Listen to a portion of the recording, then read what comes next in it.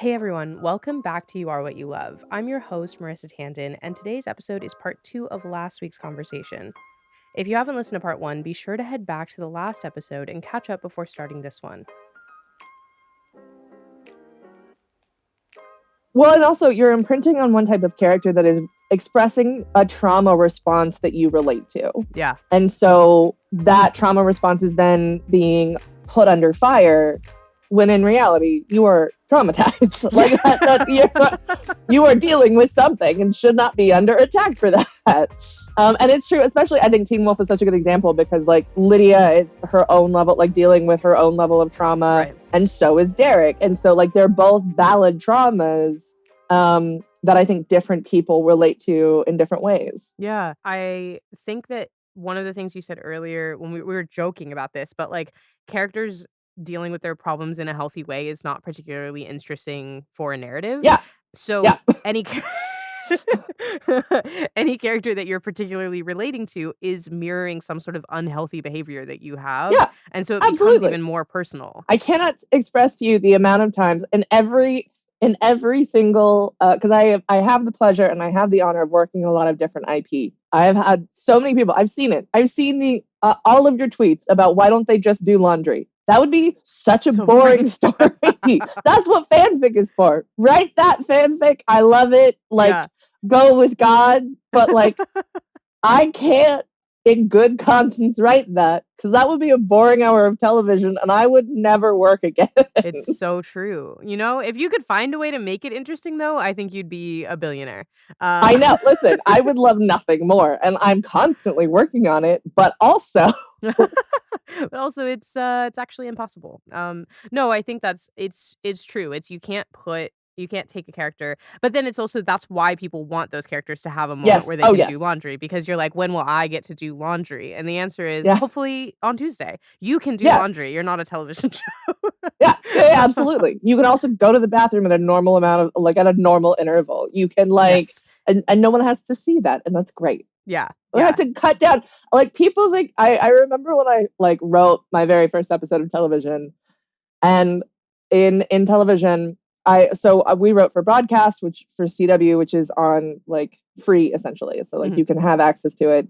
And I have very strong opinions that like all like television should be free, and we should have like we should maybe pay a lot more attention to the fact of free art. That makes a lot of sense to me. But anyway, I digress. Because of that, though, we have commercials. So an hour-long episode of something is maybe more like 42 minutes, 43 minutes. And though each of those minutes are one page of a script, 43 pages is not a lot of space. I think that's the other thing. I would love nothing more than to write a whole episode about laundry. But like, there's stuff that we gotta do. Like last week's episode's gotta deal with some stuff. Next week's episode gotta deal with some stuff. Like, I don't have a lot of time in the between. I was so surprised that first time I wrote a 42 page episode, and like I constantly was like, I am running out of space. Yeah. This is not a lot of space. There's like the element of everything has to happen and we have to move the story forward. And I've noticed this also, just like I was talking to my sister about this, and I miss the 22 episode season so much because yes. Oh yes. Yeah, because you have to be able to do everything. I want to do everything and I want to see it all. And you can't with 10 or 6 or 4. That is my biggest frustration with like something like The Last of Us. The Last of Us, if it's only 10 episodes, I want to spend all 10 episodes with Joel and Ellie. Yeah. But then we have episodes that are really beautiful that contain other characters that are in the game. I'm thinking, of course, of episode 3. And I love that episode. I think it's beautiful. But also the whole time I kept thinking, but what about Joel and Ellie? Yeah. We only have so much time. I only have so much time with them. And I want to spend as much time as we can in a 22 episode season.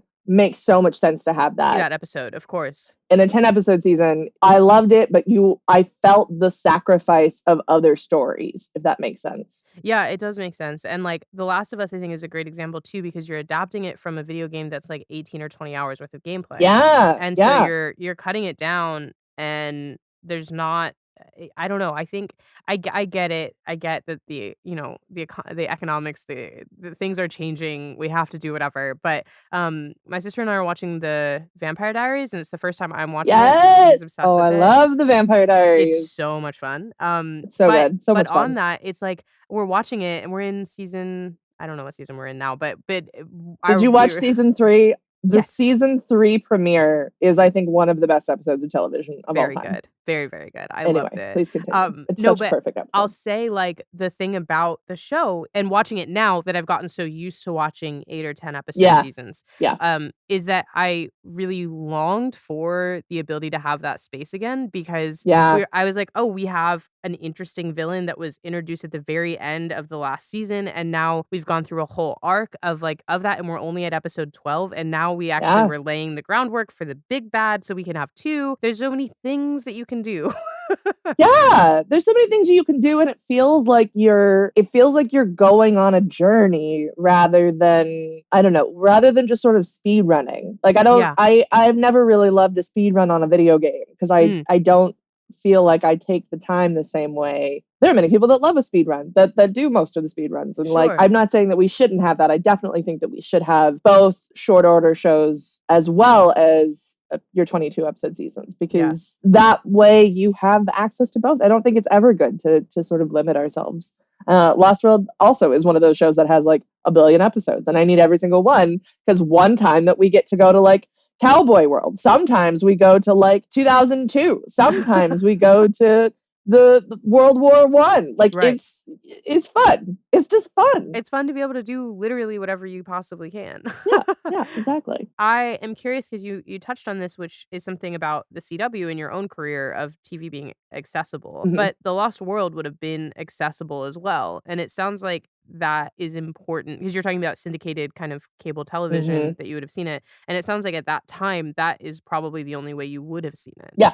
Oh, absolutely. To the point where we went on vacation somewhere, and I made sure that the hotel that we were in had a TV so that I could record The Lost World Oh. on VHS. That's how dedicated I was to it. But yeah, no, I think accessibility is something that is incredibly important for and you know, right now we're in the middle of a lot of things being looked at in a different way. Television has changed over the last 20 years. Like, there's been a lot, there's just a lot going on, frankly. But I think another piece that I find really important is, especially when it comes to all these different streaming services, accessibility is so important, and it's just getting harder and harder for things. Anytime you are asking someone to pay for a streaming service, you are cutting out people who may not be able to afford Netflix or are having to make the choice. Like, that, it is just, I struggle with that. I struggle in having that level of like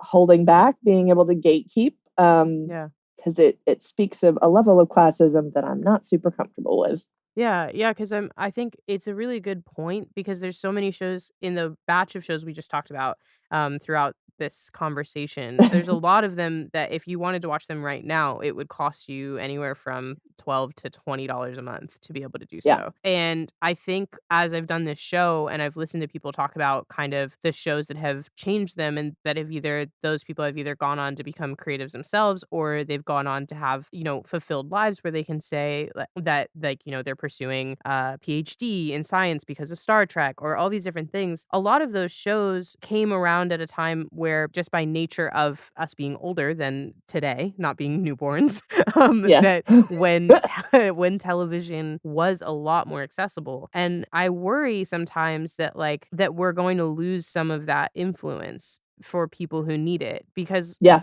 most of the time we're talking about, like you're saying right now, you're talking about refuge, you're talking about safety, you're talking about feeling seen and feeling like love is a possibility. Yeah. And it's hard when we're talking about that being behind a $14, $20, $30 a month expense. Yeah. Even in saying like maybe that is accessible, like maybe that is your family has it. it becomes sort of more difficult to get to it. And I think that's one of the reasons why YouTube has actually been a really massive space for younger audiences, because that is sort of where accessible art is right now, is like accessible entertainment for kids. You're able to watch a Bluey episode or a Coco Melon or something like that. You're able to get there on your own, and you can have access to that in a way that, like, you don't need to have a Netflix subscription for it or something, or a Disney Plus subscription. Like, I've been watching a fun fact about me, I've been watching a lot of Bluey episodes before I go to bed on TikTok. And that, that level of accessibility is so necessary and important. Kids will find it. Like, I remember LimeWire, I found everything. But, like, I worry that we are limiting younger generations' access to really life-saving stuff. Yeah. Yeah, I think when you say LimeWire, we've talked about this a couple of times, like, when I spoke with Claudia Amenabar, we talked about, like, how kids are not as familiar with finding things anymore. Like, because absolutely. And so it's like, in putting things behind paywalls, we've also seen a crackdown on things like pirating, or things like being able to access streams and stuff like that. The more you can access things in terms of being able to pay for them, like, there's the benefit of someone being able to go and watch The Lost City and say, like, or The Lost World, excuse me. Lost City is also very good. I'm not opposed to The Lost City. You can also watch The Lost City if you'd like. But someone being able to log on and watch The Lost World and see that now and be like, oh, this is very influential, and that's great, because you wouldn't have been able to do that before. There's the same flip side of it, of, like, I was a girl who watched Merlin on Project Free TV because it wasn't in America. And so there's like a trade-off, and I don't know which is better necessarily, because there are people who, like you're saying, now the accessible content is like YouTube and TikTok and those types of things. I think also part of what needs to happen is we need to figure out a way to find out how people are watching these things. So I'm thinking specifically, Nielsen ratings are still used, and that is a ridiculous fact. No one watches Nielsen's ratings the same way. It's something that I've been very frustrated with. There's a new owner of the channel CW who came in and was like, oh, well, we've done research, and the people who are watching CW are women in their 50s. Based on what? I mean, based on Nielsen ratings. Based on Nielsen ratings that are outdated but specific to a generation that watches live TV, which is just not it. That is just no longer the case. And so you end up getting shows that are canceled, like, and I think it was Lost World. Like, Lost World also has, like, I'm very devastated, or I'm still continuously devastated that, like, Lost World did not get more than 3 seasons. They had a really interesting plan. They released their show Bible at one point when they realized that they weren't going to be able to make any more, because they, like, especially the 3rd season, they lead up to a lot of big mysteries, and they in this show Bible, they were like, so this is the plan. This was Marguerite's family. This is all of the different mysteries that we set up. It was like early Lost, to be honest. And I think in part, one of the frustrating elements of The Lost World is that they didn't know how to gauge who was watching it. And so therefore the money that, like, would be from Canada or from Australia ended up not being able to go to that production, because they didn't have a way to gauge it. And so, like, for instance, talking about TikTok, I watch a lot of Bluey, like I said, and that is difficult for Disney. Can't track that. So I think that's another part of the frustration, and, like, another piece of the puzzle of, like, how do we make things accessible, but also how do we track true ratings? How do we track true eyeballs on things? Because I think the current systems that are in place are just not tenable. Yeah, I agree. One of the, like, most recent cancellations that shocked me was Z-Way got canceled at Showtime. And I was like, everyone I know is watching that. But then I thought about it again, and I was like, everyone I know is watching clips of that on the internet. Everyone I know is watching YouTube or I've seen tons of Z-Way clips on TikTok. And how does that translate into making sure that these shows that we love and are so important continue? It's difficult. It's a hard one. And I think, but I do think ultimately, like, your point of finding a way to do that so that we can make sure that the people who are actually watching it are able to continue to access it, I think is important. And I guess I really struggle with it when it comes to content that's influential for teens and kids, because I think that, especially like you're talking about now, and maybe, the Lost World wasn't necessarily geared towards, Sure, teenagers, but sure. especially at the time that it was airing, it sounds like at 7 a.m. that it was, either kids or moms, I guess, maybe that would be Yeah, I up at don't that really know hour. who they were planning on watching it on TNT at 7 in the morning, like, Yeah, I don't know who's up at 7. I'm certainly not. But yeah, yeah, like, I think my school started at, like, 8:15 or whatever, so I would, like, watch the episode and then run to class, and yeah, I don't know what the idea was there, yeah. but yeah, And maybe they were just trying to fill an hour. We're certainly not also that. broadcast executives, but because Also possibly that. we're We like have this thing, what if we put it here? I love it because as writers, we're both sitting here like, well, it would be most influential to this group of people, so we should make sure that I it's know. on at that time. And they're like, we have an hour that has Yeah. to have something on it. We can't start the ads this early in the morning. What was what are the ads that are on at like 3 in the morning that I miss? You mean like an infomercial, like a Infomercials. We can't start yeah, the infomercials at 7. yeah, Ugh, I love yeah. I love infomercials to this day. Do you They're really? like so ridiculous. Nothing is better than like a sleepless night at 3 a.m. just watching an hour-long infomercial, being like, "But when is this over?" and knowing it's never over. They remind me of, Vacation as a kid because, like, the Yeah, hotel TV didn't have anything else, like, yeah, or, like, whatever. But that's my attachment to infomercials. I love it. Yeah, yeah. Um, yeah, no, I do think it's interesting, though, that it's sort of you also kind of found it when they were I guess when it was probably over because it sounds like it was syndicated at that point, and So it was syndicated at that point. It was over. I think that also was when I started to get really into we're recognizing that like audience engagement matters. Mm. So around this time was when I loved this show. It ends on a cliffhanger, and I was like, I need to know when the next season's starting. Like, I need it. Yeah. And so that's when I started to I had already gotten into fan fiction at this point, but like that's when I started to really look for creatives because I Mm. didn't realize at this point I had written things and I loved writing, but I didn't consider myself a writer. I didn't consider myself a person that would go into the entertainment industry. So I didn't really pay attention to writers at this point, but I really got it because the story mattered to me so much and I wanted more of it. I looked up who the writers were and I was trying to figure out I knew even at that age I was like writing to them won't do anything. I'm not going to do that. But I like watched other fans and I looked at other people who were like would say so this is what's going on and this is what we've heard and they're trying to like get another show like they're trying to get another season, Mm. maybe put it over here, maybe put it over there.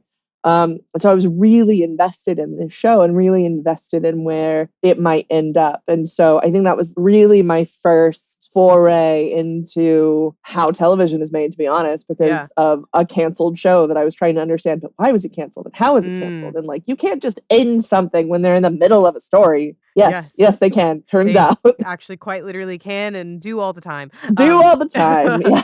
So you had your first heartbreak, but also maybe your first foray into understanding the business of it, it sounds like? Yeah, Yeah. yeah, like, my first foray into realizing, like, this isn't just a magical thing that only magical people can do, but, like, oh, there's, like, a business. There's, like, real Yeah. rules to this. I can do this. Like, it was a real like, it was a real heartbreak, but it was also a real demystifying process of, like, "Oh, pull back the curtain. This is normal stuff that, like, Sure. anybody could do. You could probably do this." Did that start to push you in that direction of, like, this might be something maybe? No, still at this point, I didn't have any that's not true. I thought I might be an actress. I think at Okay. this point, I was in the space of, well, maybe I'll act, and I really like acting. I was doing musical theater and stuff in high school. I was definitely a theater kid. So I had sort of slight inclination, but by my sophomore year, I was like, "No, I don't wanna act.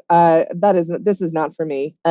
So I didn't end up pursuing it until college because I was like, okay, well, I'm not doing any of this, so I'm going to be a youth pastor. Clearly, did not end up turning out that particular way. But I think that opened up a door to be more aware of it I think that was my sort of gateway into realizing that this is a business and realizing that like this is something that people do. Yeah. How did you get from youth pastor to television star? It's like a hard left and a U-turn. So So my favorite, I'm taking a pitch out right now, and so part of that process is, you know, you tell the story of what you want to do, and then you also tell your backstory. And sure. my joke is always that like I have a difficult relationship with my parents, and so I went to school to be a youth pastor where I could learn about how like what was true and good and right about the Bible, so that I could like retaliate when they would speak things that were not true. And then I say, when that doesn't work, I took a swift left turn to write on Supernatural, where God is bisexual. Oh my god.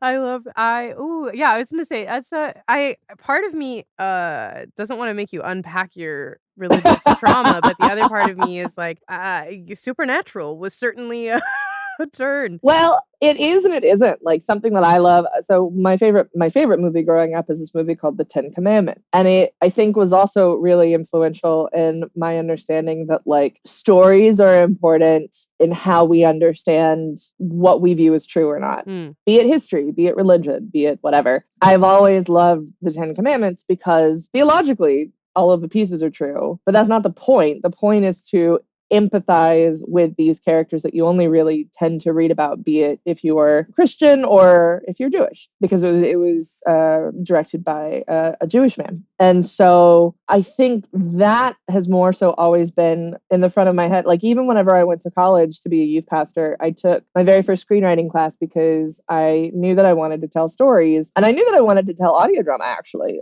Okay. My very first writing class in college I took was because it was for radio and television. And I grew up listening to an audio drama that was really impactful for my life. And it was, I think I credit it to my understanding of faith and how to be a human being. It was called Adventures in Odyssey by Focus on the Family. Not something that I'm super proud of, but you know, we move past it. We understand the things that we do and pay attention to when we're little. But I think the show itself is, my joke is always that there are two good things that have come out of Christian media: Adventures in Odyssey and VeggieTales. VeggieTales, peak good television. VeggieTales rules. VeggieTales, no notes, all bangers, all hits, no misses. To this day, I have "Where's My Hairbrush" stuck in my head every morning. I can sing every note of Cheeseburger, the Cheeseburger Love Melody, and like a perfect song, like truly.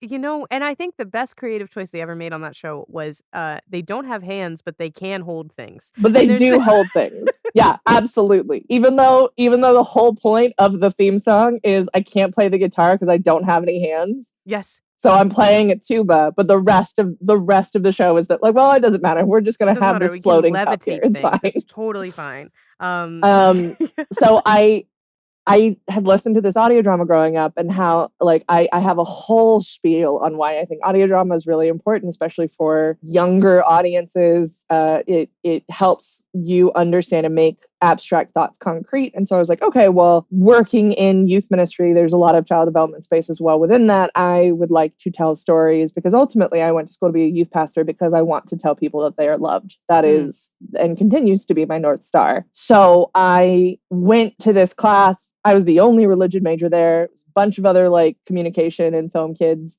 And I fell in love with it. And it was all TV, no radio. But I still was like, this is amazing. And I ended up writing a lot. And ultimately, to me, it feels like writing is just sort of a continuation of what I wanted to do as a youth pastor, which is to tell people that they're loved. I just happened to do it through stories. I happened to do it through having Robin come out as queer. I happened to do it through, in Justice League Meets RWBY, there's a story point that's really important to me about anxiety. I try and always have beats and moments in the things that I write that speak to people, that speak to the emotions that we're all going through, and to know that like you are loved, that you belong, that you have a safe space, because that is what The Lost World did for me. That's what Adventures in Odyssey did for me. That's what Ten Commandments did for me. All of these pieces that were so important to creating who I am today. And yeah, so to me, it is just a continuation. And Supernatural, even like I think that Supernatural does a lot of that same stuff. Where like a lot of that stuff that I in Supernatural, I would argue is theologically accurate Yeah. from a doctrine standpoint, and then you just go into like, well, you know, maybe angels are dicks. Who knows? It doesn't matter. That's not important theologically. But like I would argue like that's also what, you know, Dante's Inferno or Paradise Lost says. Like all of that stuff, we've had this throughout the years, Yeah. but the doctrine doesn't change. So Yeah, I I really love really almost just everything you were talking about there, which I think is all very strong and really positive. And I think I don't talk about like my relationship with religion a lot because I feel like I don't know, I don't think a lot of people talk about it in general. yeah, no, that's very true. It's always interesting talking to someone who has kind of worked through your relationship with it because Hmm. I think when you grow up religious, at a certain point, you also have to then decide what your relationship is with religion as opposed to Yes. like your family's relationship with religion. Yeah. And I think what's interesting about what you talked about is you were like, I went and I learned every part of it so that I could tell you which parts you were making up, which Yeah. is Yes. I think yeah, and I think sometimes, like, it's hard to reconcile, like, I am still religious, and it sounds like you still are as well, Yeah. and you still have your own relationship with it, and I think sometimes what becomes so hard is that there's, like, a level of it I remember in high school, actually, was the first time I started to understand what was bothering me about it, which was Mm, I took an ancient civilization history class, um, very and cool. yeah, I loved it actually. It was one of my Yeah. favorite classes in That's super dope. I would in high school. absolutely love that. Yeah, and it was but the parts that started to stand out is when you start to learn about, like, the Crusades and Holy War Yeah. and how many times, like, religion had been used historically to cause pain and Yeah. for personal gain, and I remember that being the first time where I was like, "This is the part that I'm struggling with as well when I go to church or when I go to when I discuss religion with other people, where Yeah. elements of it, the fundamental idea of Christianity is love, and that's the fundamental idea of a lot of religion by, Yeah. like, whichever doctrine you're in, and then there are these places where it's used to preach hate or to preach Yeah. divisiveness or right and wrong in a way of you're saying one type of person is right and one type of person is wrong. And there's like a moment where I think you start to understand that like you can have a relationship with religion and not subscribe to the people who are sort of taking it and manipulating it for their own personal Yeah. gain. And to understand that it had been happening for so long in history as well made it like I don't know, it just made it a little bit easier to say, okay, well, so I can still have this, and this part is actually not part of my religion, it's part of people. Yeah.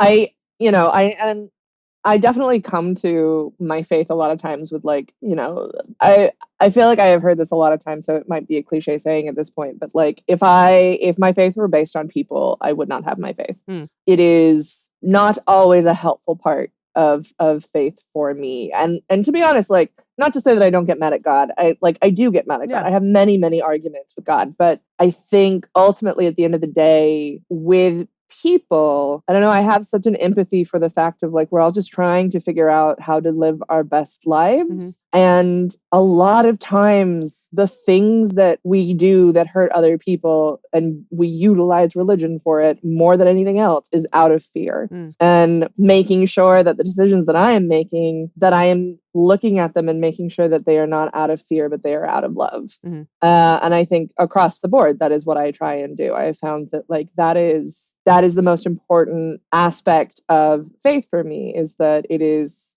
out of love. yeah, I've not been given a spirit of fear. That is I think when we exist in fear, when we work out of fear, that is when we do the most pain to each other. That is when we do the most damage to people who are interested in faith. yeah. Because that isn't what we were made for. We weren't made to be afraid. Yeah, I think that's I think it's very powerful, and I like the idea of your writing being the same sort of space, like the same idea. I always say like if one person sees my work and feels less alone, then it was worth Yeah. making. Yeah. And it sounds like we kind of operate. I assume I kind of already knew that, but we sort of operate from the same from the same place, which is like is it's I think.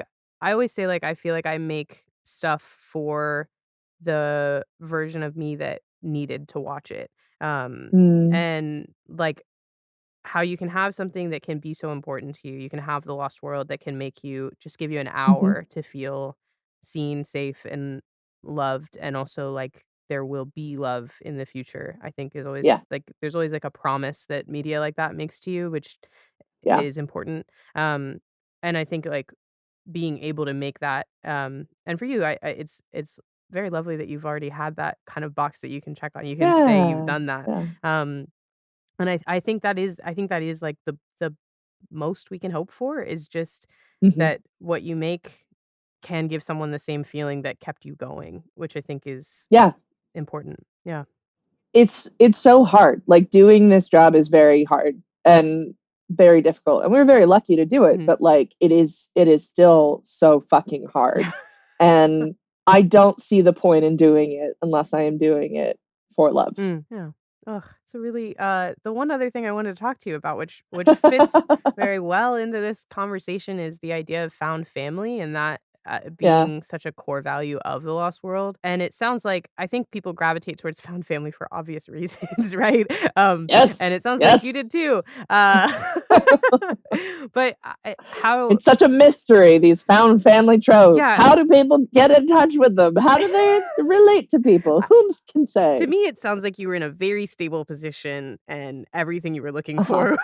for was coming in, so you weren't searching for any sort of holes to No, fill or no. I yeah. was feeling great. I was feeling great the whole time.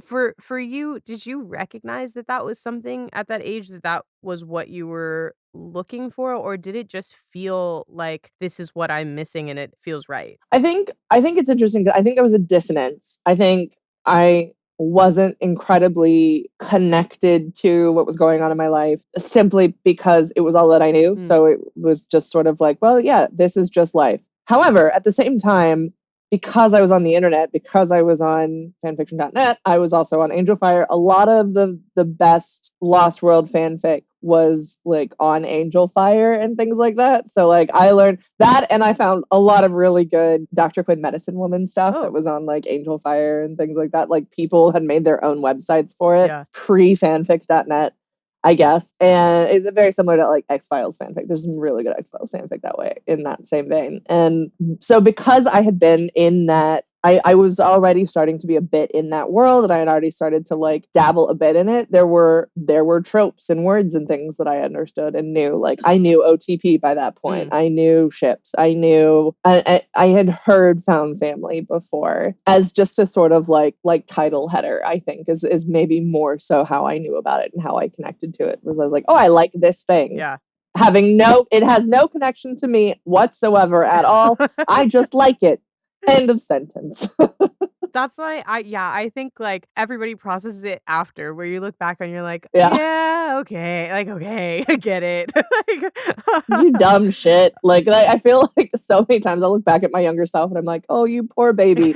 Also, you dumb idiot. Like get it together. Yeah, it's like, "Oh, you were all your answers were right in front of you." Right there. Yeah. If you would have just paid a little more attention, I would have had much less therapy than I had to go through. It's also that's one of those things where I always am like, I worry for therapists, because at some point you have to be like, have you heard of this website? It's called fanfiction.net. It doesn't really exist And then anymore. later, archive of our Archive own. it on, And yeah. therapists are like, at one point, I wonder when therapists are like, they just hand it out. Yeah. Like, here you go. Yeah. Like, just you just go over there. And also I wonder how many therapists are learning, like, about it. They're like, like some poor woman in her 60s is just really trying to help you, and you're like, "By the way, this is what I spent my afternoon doing." I I remember that like fateful uh November Eve when Castiel said "I love you" to Yep. Dean, and the like how the internet fully broke down, which I knew that it would. I remember when it was happening, when we were talking about it in the room, and I was like, I cannot wait. We will break Tumblr. Mhm. Like I know it. Yeah. I was correct, and I remember when that. Like I remember just thinking that whole week was bonkers nuts. Like that whole week was just such a hard emotional time. And I remember being so annoyed that I was gonna have to finally explain Destiel to my therapist. And I was like, ugh. I was so mad. I was like, we'd gone this far. Like she knew everything else about Supernatural. I was like, I managed to protect her from this. Yeah. Oh, so bad. I Oh was so goodness. mad. Yeah. You know? The one thing. But you know what? She's got a degree, so that's what it's for. I mean, yeah, that's right. She's gotta get it I'm together. helping her with her pop culture. I'm helping her with the next person that comes along and is like, so I need to talk about Destiel. And she's like, I know what that is. Yes, I am ready. I am. She can put it I'm on her prepared. like what's it called? Her psychologytoday.com where Oh my gosh. prepare. I wonder if there are like on the Psychology Today or .com therapist profiles, if it says like fandom therapist. I would love for that to be the case. I don't know that I I've ever would seen that, I would but love. that's important to I me. think that should be a new focus for the next generation. I honestly feel like generally people could be getting through therapy much faster if you started with what TV show do you hyperfixate on and what character is the most important to you. Yes, we'd get there so much You could faster. just We would get diagnose there me in over a the phone. You know what I mean? Like I know. Oh, you like this show? Because I think that's also what's so funny about it is that like it's not groundbreaking, right? yeah. Like all of us who have been in fandom before, all of us who have been in different ships and things know. Like as soon as you meet someone who likes the same ship as you, you're like, okay, I know exactly. I know Yes. all of your buttons. Yeah. I know all of those points. It's such a helpful cheat sheet. Yeah, I always say you can learn literally everything you need to know about a person based on the character that they like the most in a TV show you're familiar Yes, with. Like right absolutely. now, anybody, whichever Roy sibling someone says is the one they want to win off of Succession, I know everything I need to know about you and whether or not we should be friends. Like it's not even Yeah. we don't even have to have the conversation. Who's yours? Tell me, give me the inside of yours. I'm a Romulus. I love Roman. I care Okay. for him very deeply. That doesn't surprise me. Yeah, I think that's the thing is it's like it's not shocking. No, of course it's not. No. I'm certainly not a We're Kendall. not trying to be different. Yeah. We're not trying to be subversive. Yeah, no, it's and it's I think the last couple of episodes have made me care for Connor in a way I never would have previously. But Interesting. the karaoke episode, in case anybody's behind, the speech he gives in the karaoke episode made me cry. So I was like, Oh. that was incredible, impeccable, great work. I love that. What about you? Which that. sibling are you? Or which I sibling think do you they should care for? I think they should all die in a fire. I think it's really interesting. This is a show that like I've to be fair, like I keep up with it and that I know what's happening pop culturally. Yeah. But I stopped watching after like the first couple episodes of the second season because I was like, I don't like this show, and I know that it will not get like this is what the show is by this point. Sure. Yeah. We're here now. Yeah. This is what it is. I think you can do the same thing with any show, I guess is the point. Absolutely. I think it's one of the reasons why I don't tend to do those like what Barbie character Oh, are like the you is BuzzFeed style quiz thing. Yeah. But like I love those trends where it's like pick stitch the 3 characters that you are most like. Because I do think that those do tend to, at least for me, like I do tend to find that like when people do make those, I do have a sense of understanding of like these are the pieces that you see in yourself for all of these characters, and it is a really interesting exercise, I think. Yeah, I think you can do it through everything, like every level of it. Like there's the classic, are you a Dean, are you a Sam, and then a couple seasons later, are you a Cass? But there's again like it's that easy. I like the idea of like 4 I can tell you what happened in your childhood, where you're going, who you like to date. Yes. I can tell you everything about yourself. Yeah, 100%. What you talk to your therapist about, I feel like I can definitely. Yeah. I think maybe it should be like when you meet someone new, you should have to hand the paper. Kind of. I wish that like that was in everybody's bio or like whatever the social media that we're using next. If we could just have like, and here are the 4 fictional characters that I have imprinted on. I love it. It would just save a lot of time. I agree. I think I would talk to less people, but the conversations would be more fulfilling. Yes. Yeah. It would cut through a lot of the small talk. Exactly. Yeah. And why bother? Yeah. But you know, it's funny actually that we say that because I think that is really how you and I became friendly, like at Austin. I think we just sort of started talking about what we watched, and then we were like, oh yeah, this, that makes sense. Yeah, I have a horrible tendency in that, like, I do small talk for precisely 0.5 seconds, and then I'm like, but tell me about, like, your emotions and how that is connected to the character that you're watching right now. Yeah. And it's like, that is maybe not what we were sort of hoping to get out of this, like, what was it, breakfast meeting Yeah. that we met at? Yeah, I think it was 4 of us too. It was like 4 people. I don't remember who else was there. Well, I love this idea though that like it sounds like for you, media started, or this show, the Lost World, and probably prior to that with books, media started as like a way for you to escape loneliness and things that were going on at the time. And now Mhm. it's grown into both something you connect with people over and also something that you give people to escape loneliness. And so in the sense there's just like, as you said, like a love at the core of it all. I think so. I mean, I'm still trying to escape loneliness within the stories that I tell. I think is even truer to say that, like, I am telling stories now that ideally make logical sense, but also I find myself within them. I